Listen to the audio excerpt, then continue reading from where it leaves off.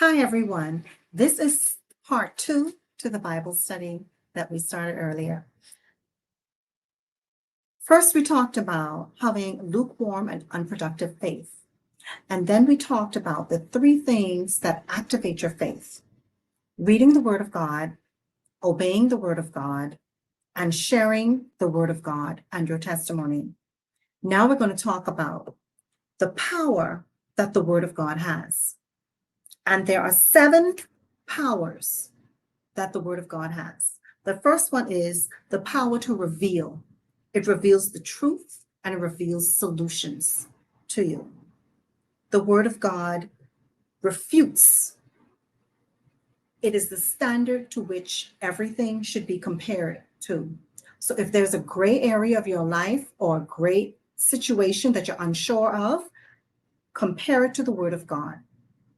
Number 3, it has the power to reproduce and make growth happen.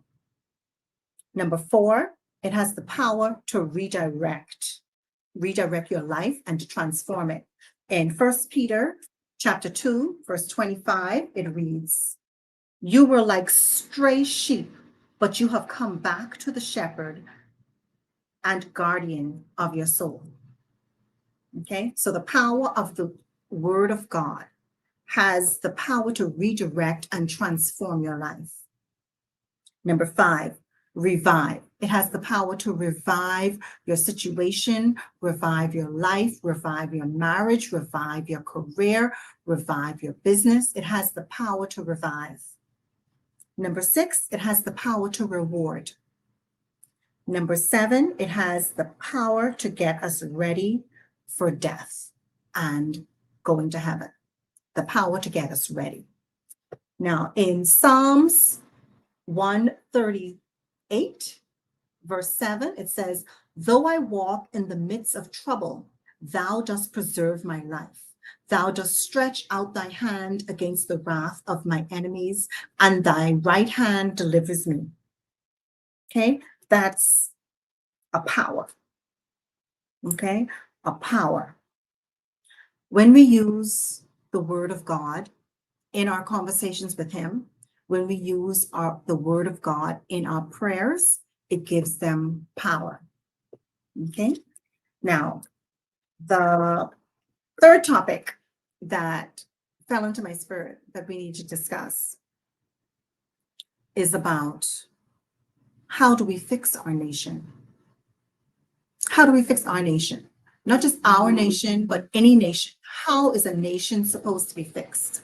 And it came to me, there's the top, there's the middle, and then there's the word that came to me was the floor.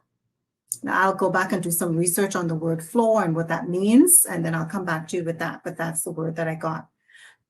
The top of the community usually is dripping with corruption. The Word of God is needed to reform it, to replace the things that are corrupted, and to reform it. What happens with the middle part of the community? The Word of the Lord is needed to uplift them and to support them.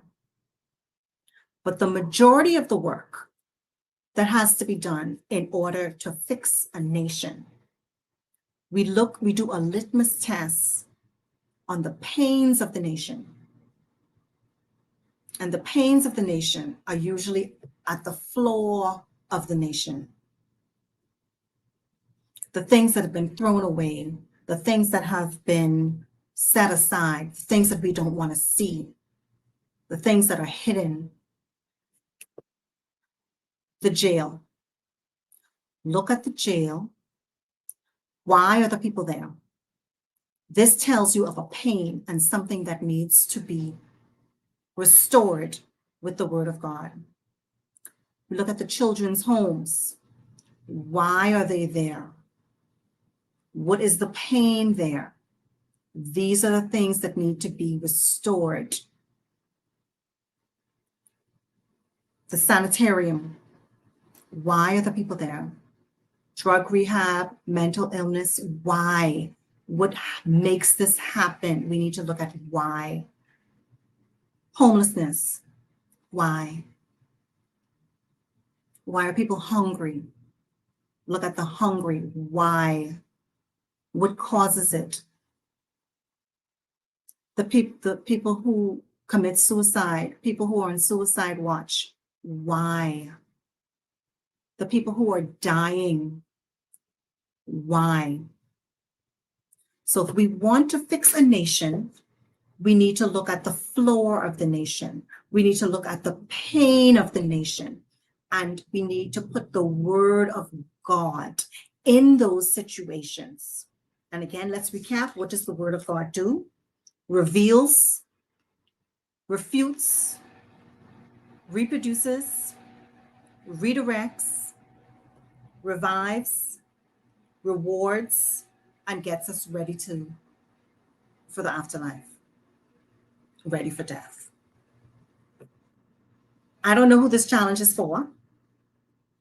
I don't know who this challenge is for, but if this challenge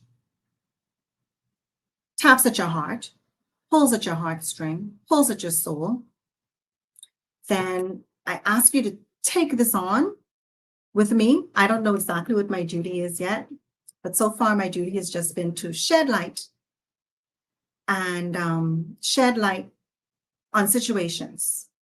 And this can't be done on your own. You know, we can't win this war on our own, war against evil. We need other people who are committed, who feel called to this job, to this assignment. And one by one, we look at situations and see what we could do. But the first thing that we need to do is each individual needs to get into the word. Get into the word, find out what your calling is, find out what you need to do to revive, reform yourself, and then see what God asks you to do in this big mission. All right. Thank you for listening, and I'll be back.